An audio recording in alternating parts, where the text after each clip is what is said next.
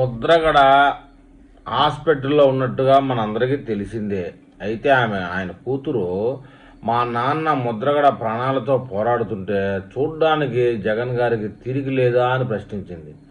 దానికి కానీ వైసీపీ కార్యకర్తలు ఏమని సమాధానం చెప్తున్నారు చూడండి. మీ నాన్న ఏమన్నా మర్డర్ చేశాడా? మీ నాన్న ఏమన్నా గంజాయి అమ్మాడా జగన్మోహన్ రెడ్డి రావడానికి? మీ నాన్న ఏమన్నా రౌడీ షీటరా? మీ నాన్న ఈవీఎం ఏమన్నా పగలగొట్టాడా?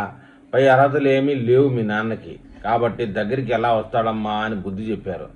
మొత్తానికి విషయం ఏంటంటే, ముద్రగడ పద్మనాభం గారి కూతురు మా నాన్న ప్రాణాలతో పోరాడుతుంటే జగన్ గారికి చూడడానికి తీరిక లేదా అని ప్రశ్నించింది.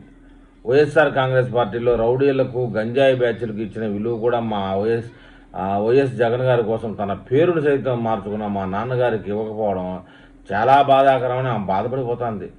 గత 10 రోజులుగా వెంటిలేటర్పై ప్రాణాలతో పోరాడుతూ ఉంటే కనీసం పరామర్శ చేయడానికి కూడా జగన్ గారికి తిరిగి లేదా?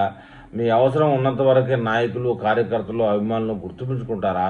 పని అయిపోయిన తర్వాత ఒకప్పుడు మీ పార్టీ కోసం అన్నీ అర్పించిన మా నాన్నగారికి మీరు ఇచ్చే విలువ ఇదేనా? ఒక వైసీపీ నాయకుల గురించి చెప్పాల్సిన అవసరమే లేదు. ఇక చీ అంటూ కొడుతుందండి.